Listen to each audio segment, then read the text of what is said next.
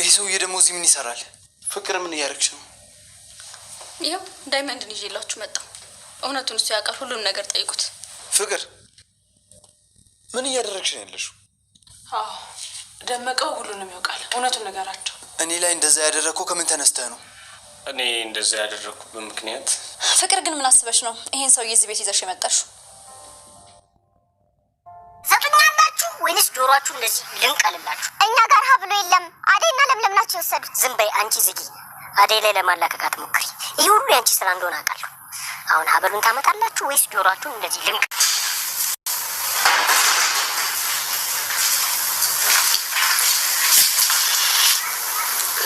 ኢላ አንቺ ደግሞ ይሄ ሁሉ ነገር ሰምተሽኛል አይደል? ባርኮት አረ ፍቅር ምን አይነት ልጅ ናት? ሁሉንም አባላቻቸው እርስ በርሳቸው ማለት ነው። ዴቭን ከእህቱ እህቱን ከኤላን ከፍቅረኛው በቃ ያላባላቻቸው ነገር የለም። ደግሞ አሁን አዲስ ነገር አንጥታለ በሌላው ሲከሽፍባት ሌላ ይዛ ትመጣለች ማለት ነው። ምን አይነት ልጅ ናት? ምን አይነት በቃ ምንም እረፍት የላትም። በቃ ምንም እረፍት የላትም።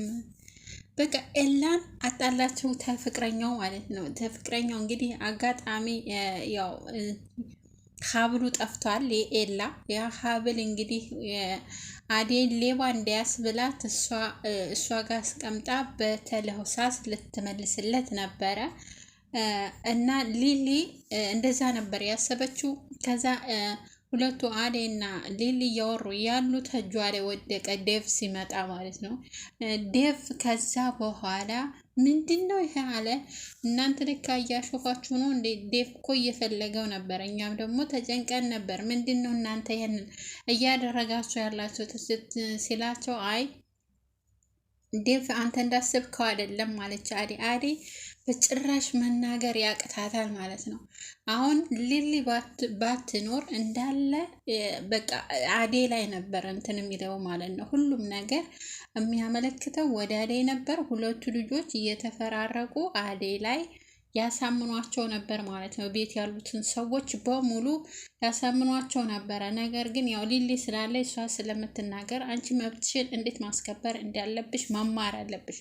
ሁሉንም ዝም እያልሽ የምታልፊ ከሆነ እንደዚህ ከሆነ አንቺ ትጎጃለሽ ነው ያለቻት። እንግዲህ አዴን እውነቷ ነው፣ ትጎዳለች። ሁሉ ጊዜ በዝምታ ነው የምታሳልፈው ማለት ነው።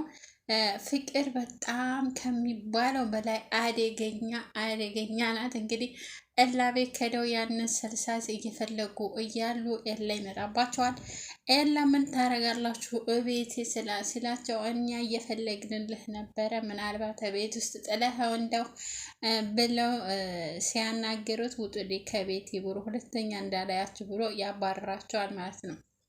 በመንገድ ላይ እየሄዱ እያለ ዳይመንድን ያገኙታን እነ ዳይመንድ ደግሞ ሁለቱንም ጆሮአቸውን ይዝና ያንን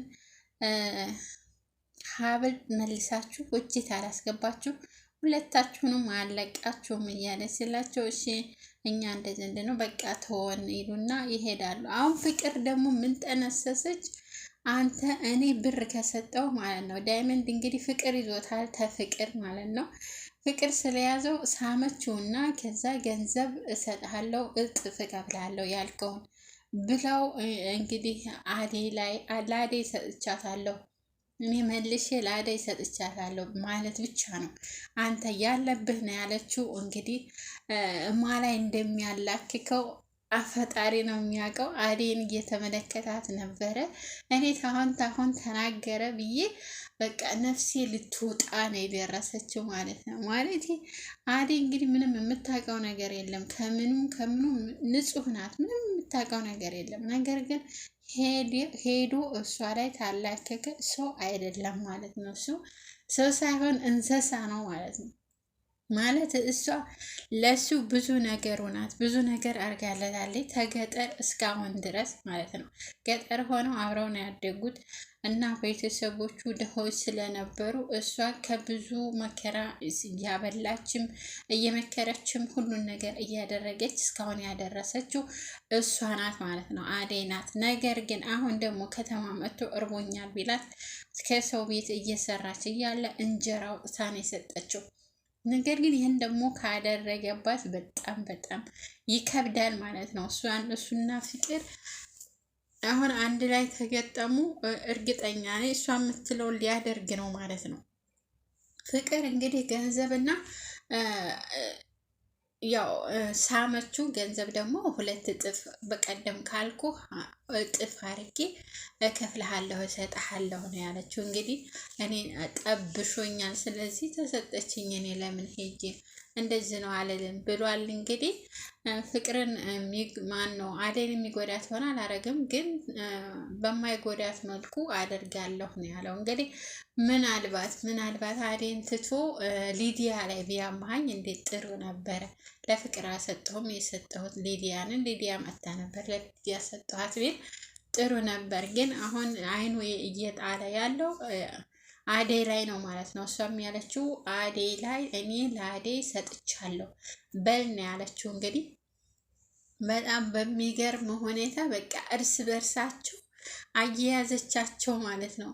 ለካ ወሬ እርስ በርስ ያጣላል፣ ወይም ደግሞ ጎረቤት ከጎረቤት ያጣላል። ወሬ በጣም ክፉ ነው፣ መጥፎ ነው የሚባለው ልክ አሁን እንደምናየው ማለት ነው። እሷም ጠምዝዛ እንዴት ጠመዛዛ እንዴት እንዳጣለቻቸው እንግዲህ እያያቻቸው ነው ተመልካቾቻችን ማለት ነው። እንግዲህ ተመልካቾች ይህን ይመስላል ማለት ነው የነ ፍቅርና የአደይ መከራ። የአደይ ሰራተኛው አደይ እንግዲህ በሰራተኝነት ገብታ ነው ይህን ሁሉ ቻይ ናት። የእሷን ቻይነት ስናይ እኛም በጣም ታጋሽ እንሆናለን ብላችኋል በኮመንት ማለት ነው። በሚገርም ነገር ነው። እሷን እያየሁ እኔ ራሱ ታጋሽ ሆኛለሁ ማለት ነው። በሚደርስብኝ ነገር እኔም ታጋሽ ሆኛለሁ አደይን እያየሁ። እናንተም እንደኔ እሷን እያያችሁ ታጋሽ ሆኑ ብላችሁኛል ኮመንት ላይ። ያው እኔ አደይን እያየሁ ታጋሽ ሆኛለሁ ብላችኋል። እውነት ነው። እሷን እያያችሁ ታጋሽ ሆኑ። ደግሞም እንደዚህ ደግሞ በጣም ይጎዳል ማለት ነው። እንደዚህ በጣም ትዕግስት ደግሞ ይጎዳል። አንድ ቀን ከትዕግስት ፈንቅሎ ወደ ሌላ ይቀይራል እና ሁልጊዜ ታጋሽ የሆነ ሌላ ነገር ተቀይሮ እንዳይመጣ ደግሞ አንዳንድ ጊዜ ደግሞ መናገር አለብን። እኛ ካልተናገርን ማንም ሊናገርልን አይችልም።